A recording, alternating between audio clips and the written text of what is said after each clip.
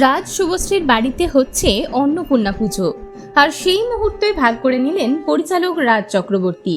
অভিনেত্রী শুভশ্রী গাঙ্গুলিকে দেখা গেল মা অন্নপূর্ণাকে বরণ করে নিতে।